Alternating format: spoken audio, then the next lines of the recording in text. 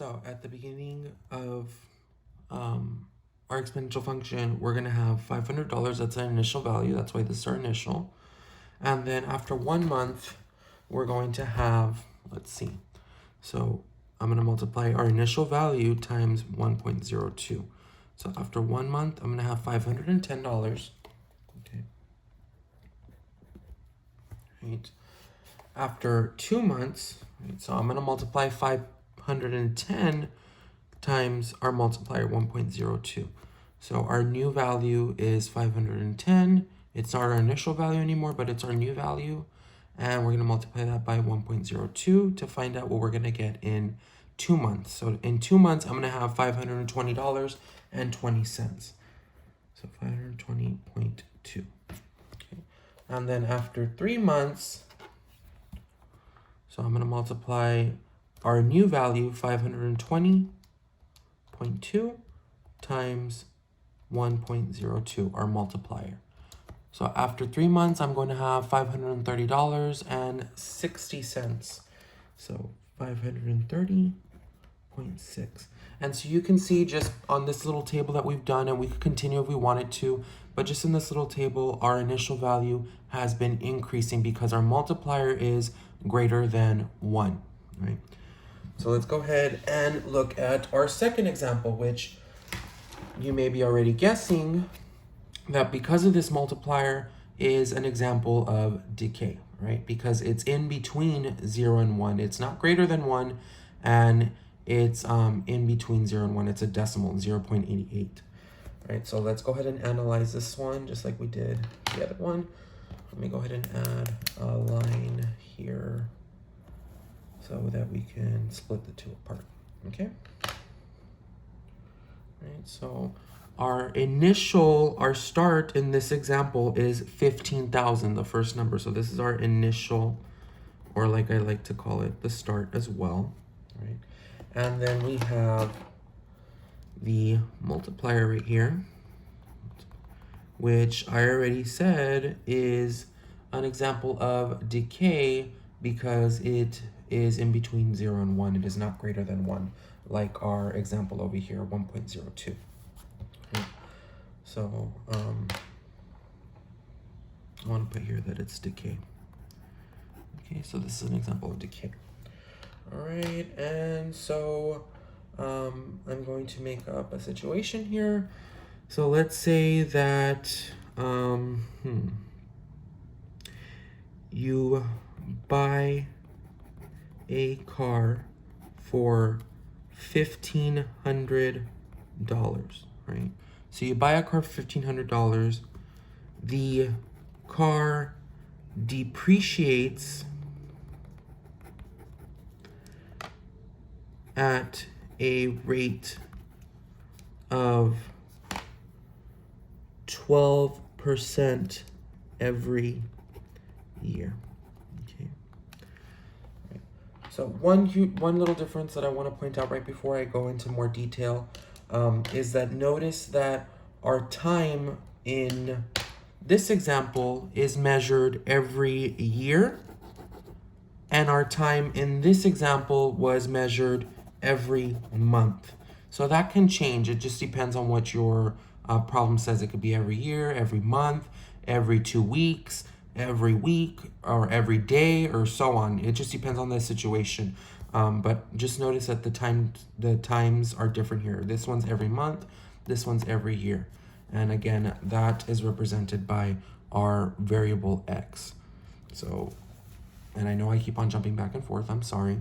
But if we go back and look at this table here, this was x is representing our months. So 1 month, 2 months, 3 months, right? So that's why x represents time, just so that you can know that. X represents time because it's what tells us how much time has passed since our initial value, okay? So let's go back over here. I'm sorry, sidetracked. And let's go ahead and talk about how they got this multiplier, 0.88. So, right. So 0.88, I'm going to bring it down here just to explain it. So how did they get to 0.88? So again, we always start off with 100% no matter what. And again, 100% just means that that is what we're starting with. If we started off with $15,000, like here, then that is 100% of our initial value. 15,000 is 100% of 15,000. That's all that that's saying. So we start off with 100%, and according to our word problem, our rate, okay, is 12%, and depreciates, the word depreciates, and I'm sorry, I'm getting messy over here. Depreciates means that it's going to decrease. Depreciate means it loses its value, right? When you buy a car, unless it's like a collector's car or something, but when you first buy a car, it's going to depreciate. It's going to decrease in value every single year or month and so on. So according to this, our rate is 12% every year. So it's going to decrease in value 12% every year, okay? So we start off with 100%, and then every year we're going to subtract 12%, right? So that is going to give me 88%. 100 minus 12 is 88, right? So how do I get 88% into a decimal? I go ahead and write my little decimal right here, and I move it over 2 times. So this becomes 0.88, and that is my multiplier, okay?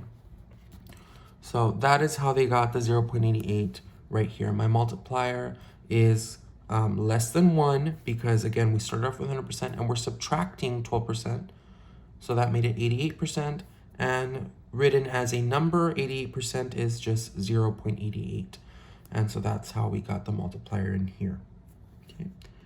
So let's go ahead and make a table here like we did with the last one. I'm gonna make this one down here, right? So X and Y, our initial value when X is 0 is going to be 15,000. So our initial value is 15,000.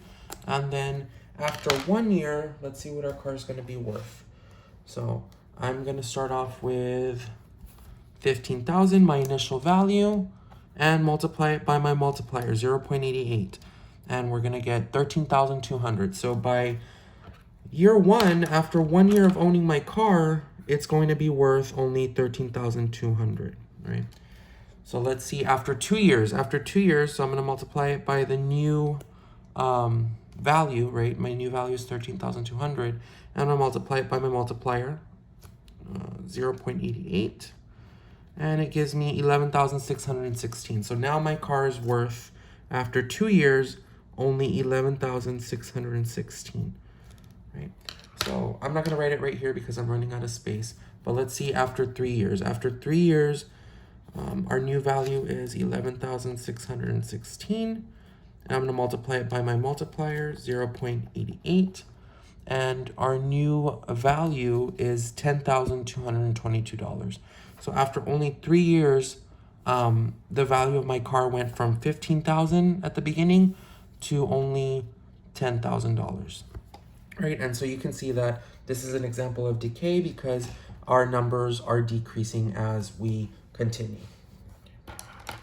All right, now I want to go ahead and look at a problem, an example problem of exponential, an exponential function, sorry. So let's do this word problem together, and I will eventually give you word problems to work on your own. So please pay attention to this one, and if you need to, come back and look at it as well. All right, so our problem says there are 1,024 players in a tennis tournament, right? So right away, that looks like my initial value. I'm just, without even reading the rest of it, I can kind of figure out that that is my initial value, but let's continue. And it says, in each round, half the players are eliminated. So right away, that tells me half the players are eliminated. That tells me that that is going to be my, or having something to do with my multiplier. And then it says, which function can be used to find the number of players remaining in the tournament at the end of X rounds? Okay, so we're gonna have to create an exponential function, right? So like I said at the very beginning, and I was right about that, is that this is our initial value. Okay, so our initial value is 1,024 players in the tennis tournament. And then it says in each round, half the players are eliminated, right? So what does the word eliminated mean? Does that mean that the number of players is going to increase, or the number of players is going to decrease? Well, if you are eliminated from something, then you are taken out of the game. And in this case, it's a tournament. So they're being eliminated from the tournament. That means that this means decrease or decay.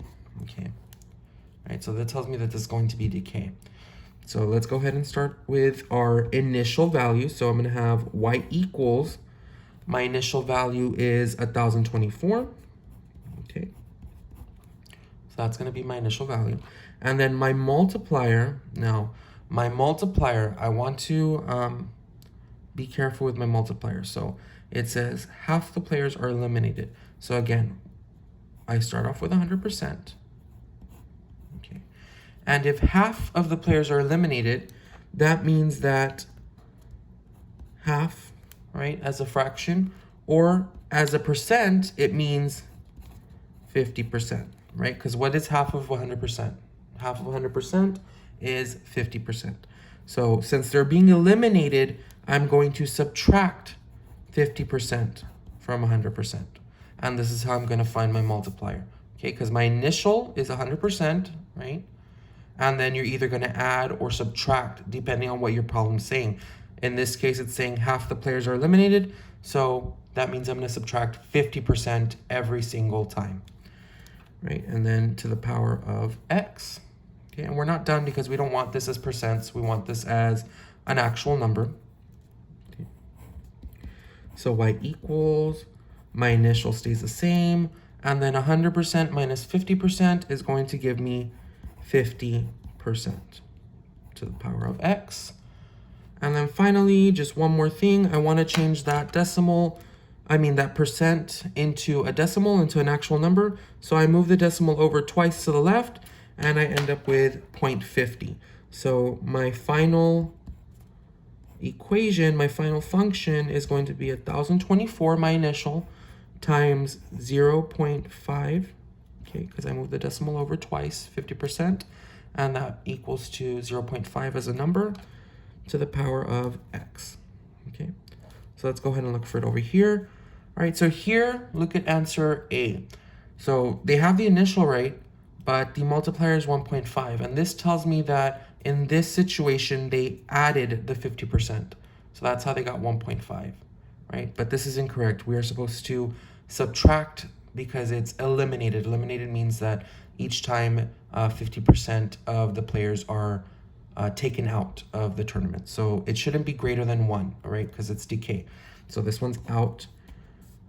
This one looks correct, so I might pick that one. C, it looks like they just added the wrong percent, okay? They put 0.05, right? But also this is greater than 1. It's an example of growth, so it's not this one. And then this one looks like they just wrote the wrong decimal here. So then the answer choice is B. Okay. So there you go. There's an example of a word problem using exponential functions. Again, I hope this helped you out. I know that this video is a bit long, but again, it's just a review over everything that I've gone through so far in these past 2 weeks. So if you have any more questions, please ask. I highly recommend that you go back and watch this video over if you need to, or if you need to watch a certain part, go back and look at it. Again, I hope you're doing well, stay safe, and thank you for watching.